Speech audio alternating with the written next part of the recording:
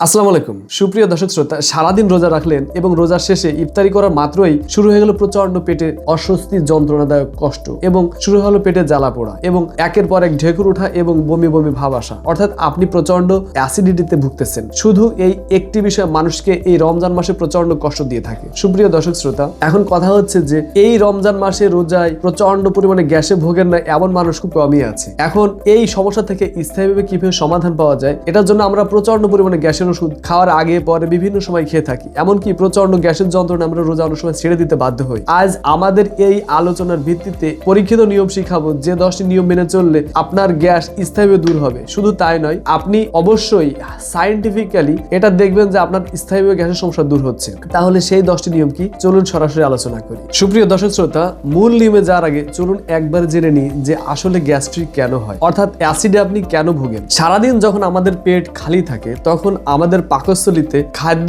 হজম করার ক্ষেত্রে যে অ্যাসিড বা হাইড্রোক্লোরিক অ্যাসিড জমতে থাকে, কিন্তু দিন শেষে যখন হঠাৎ করে আমরা ইফতারের সময় অতিরিক্ত তেলে ভাজা চপ, সামোসা বা বেগুনি বা বিভিন্ন ধরনের অতিমাত্রায় তৈলাক্ত খাবার খেয়ে ফেলি, তখন পাকস্থলী অত্যন্ত কনফিউজড হয়ে যায়। এক্ষেত্রে পাকস্থলীর যে অ্যাসিড, এটা সরাসরি যে খাবারগুলোকে হজম করার জন্য রয়েছে সেই অ্যাসিড হজম প্রক্রিয়া না করে বরং সেই জমে থাকা অ্যাসিডগুলো সরাসরি খাদ্যগুলোকে হজম করতে না পেরে খাদ্য নালী দিয়ে বরং আরো উপর দিকে উঠে আসে। একেই মেডিকেলের ভাষায় বলা হয় অ্যাসিড রিফ্লাক্স। এই অ্যাসিড রিফ্লাক্সের কারণে আমাদের গলা বুক অত্যন্ত জ্বালা পোড়া করে এবং প্রচুর পরিমাণে গ্যাস হয়। সুপ্রিয় দর্শক শ্রোতা, তাহলে চলুন সেই 10টি গোল্ডেন রুল সম্পর্কে আমরা জেনে নিই, বা সেই 10টি নিয়ম, যে নিয়ম মেনে চললে অবশ্যই আপনার গ্যাস স্থায়ীভাবে দূর হবে এবং আপনি স্থায়ীভাবে গ্যাস থেকে মুক্তি পাবেন এবং আপনার প্রতিটি রোজা রাখতে পারবেন অতি আরামে, অতি অনায়াসে, কোনো কষ্ট ছাড়াই। সুপ্রিয় দর্শক শ্রোতা, তাহলে সেই 1 নাম্বার রুলটি কি? নাম্বার 1, পানি পানের সঠিক বিজ্ঞান। আপনি আপনার ইফতারের সময় একবারে 2 থেকে 3 গ্লাস ঠান্ডা পানি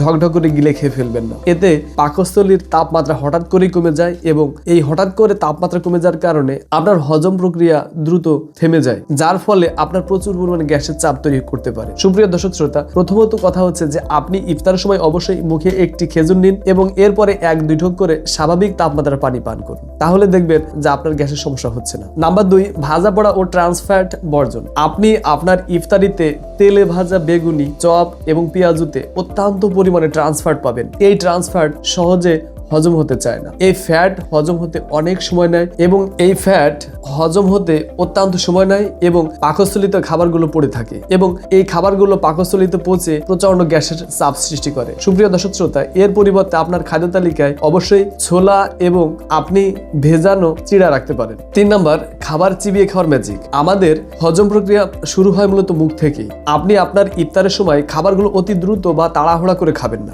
আপনি ধীরে সুস্থে অত্যন্ত চিবিয়ে খাবারগুলো খাবেন। এর ফলে আপনার মুখে থাকা যে লালাগুলো খাবারগুলোর সাথে অত্যন্ত বেশি মিশ্রণ হবে এবং আপনার মুখের যে লালা, এই লালায় থাকা প্রচন্ড পরিমাণে যে এনজাইমগুলি রয়েছে, এই স্যালিভা, এই এনজাইমগুলি আপনার পাকস্থলীতে খাবারগুলো পৌঁছানোর আগেই অর্ধেক প্রায় হজম প্রক্রিয়াকে সম্পন্ন করে দেবে, অর্থাৎ আপনার গ্যাস অতি দ্রুত কমে যাবে। সুপ্রিয় দর্শক শ্রোতা, এভাবে আপনার গ্যাসকে আপনি অতি দ্রুত নিয়ন্ত্রণ করতে পারেন।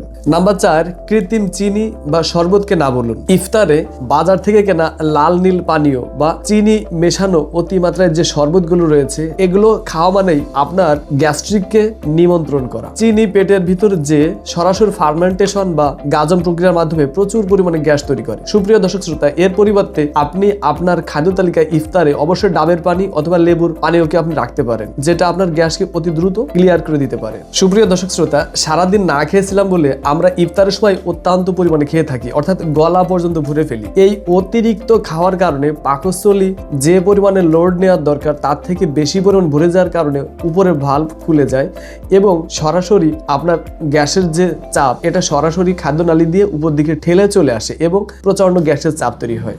এক্ষেত্রে অবশ্যই আপনি পেটের 1/3 খালি রাখবেন, তাহলে আপনার গ্যাসের চাপ অতি দ্রুত কমে যাবে। নাম্বার 6, আদা ও পুদিনা পাতার ব্যবহার। আদা এবং পুদিনা পাতায় রয়েছে প্রাকৃতিক কার্বনেটিভ উপাদান। সুপ্রিয় দর্শক শ্রোতা, এই উপাদানগুলি আপনার পেটের ভিতর প্রচন্ড যে জমে থাকা গ্যাস, এটিকে অতি দ্রুত নিষ্কাশন করে দেয় এবং পেটের থেকে গ্যাসকে দ্রুত শেষ করে দেয়। সুপ্রিয় দর্শক শ্রোতা, আপনি আপনার ইফতারের শেষে অবশ্যই খাদ্য তালিকায় এক টুকরো আদা রাখতে পারেন। এই 1 টুকরো আদা আপনি যদি চিবিয়ে খান, তাহলে দেখবেন আপনার গ্যাস অতি দ্রুত পেট থেকে ক্লিয়ার হয়ে যাচ্ছে এটা আপনার জন্য গ্যাসকে স্থায়ীভাবে সমাধানের একটি দারুণ কার্যকরী ভূমিকা পালন করতে দেখবেন। নাম্বার 7, সেহরিতে টক দই বা প্রোবায়োটিক খান। সেহরিতে 1 বাটি টক দই রাখুন। অর্থাৎ টক দইয়ে থাকা লাখ লাখ যে ব্যাকটেরিয়া, যেটা প্রোবায়োটিক, আপনার অন্ত্রকে রাখে অত্যন্ত সুস্থ এবং সারাদিন আপনার পাকস্থলীকে রাখে এসির মতো। নাম্বার 8, চা কফির ক্যাফেইনকে এড়িয়ে চলা। সুপ্রিয় দর্শক শ্রোতা, ইফতারির পর অথবা সেহরির পর প্রচন্ড পরিমাণে কড়া চা এবং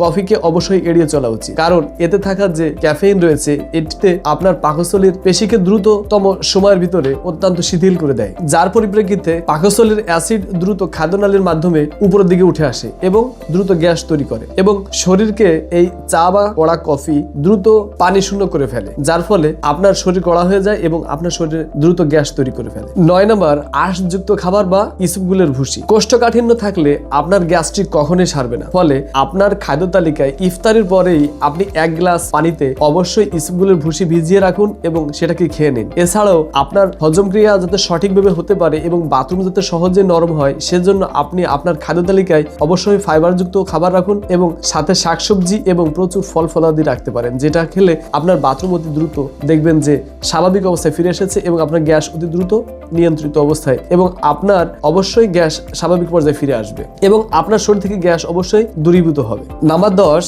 খাওয়ার পরপরই ঘুম নয়। অবশ্যই আপনি সেহরি খাওয়ার পরপরই শুয়ে পড়বেন না, তাহলে মধ্যাকর্ষণ শক্তির কারণে পেটের অ্যাসিড দ্রুত গলার দিকে চলে আসে, এর ফলে আপনি গ্যাস অত্যন্ত কষ্ট পেয়ে থাকেন। অবশ্যই সেহরি খাওয়ার পর 20 মিনিট বা 30 মিনিট অন্তত আপনি হাঁটবেন অথবা স্থিরভাবে বসে থাকবেন। সম্ভবত হাঁটলে আপনি বেশি উপকার পাবেন অথবা স্বাভাবিক কার্যক্রমে আপনি নিজেকে ব্যস্ত রাখলে অবশ্যই আপনার গ্যাস দ্রুত কমে যাবে। আজকের এই 10টি নিয়ম পালন করার পরে যদি দেখেন যে আপনার গ্যাসের সমস্যা স্থায়ীভাবে সমাধান হচ্ছে না এবং আপনি তীব্র গ্যাসের কষ্টে একেবারেই নাজেহাল হয়ে যাচ্ছেন এবং প্রচন্ড কষ্টকর জীবনযাপন পরিচালনা করতে হচ্ছে, তাহলে আপনাকে বুঝতে হবে অবশ্যই আপনার কোনো অর্গানিক ডিসঅর্ডার রয়েছে, অর্থাৎ আপনার পাকস্থলীতে কোনো গোলযোগ রয়েছে অথবা আপনার লিভার সংক্রান্ত কোনো জটিলতা পূর্বে থেকে চলে আসতেছে, যেটা স্বাভাবিক নিয়ম পালন করার পরও একেবারেই স্থায়ী যাচ্ছে না। এক্ষেত্রে আপনাকে আমি আরেকটু সাজেশন দিতে পারি যে অবশ্যই আপনাকে আমি অনুরোধ করব আপনি হোমিওপ্যাথিক চিকিৎসা নিন এবং আপনার নিকটস্থ যদি কোনো মানসম্মত রেজিস্টার্ড ডাক্তার পেয়ে থাকেন তাহলে অবশ্যই তাকে দেখান, অথবা আপনি আমাদেরকেও দেখাতে পারেন। আমাদের দেখানো স্ক্রিনে যে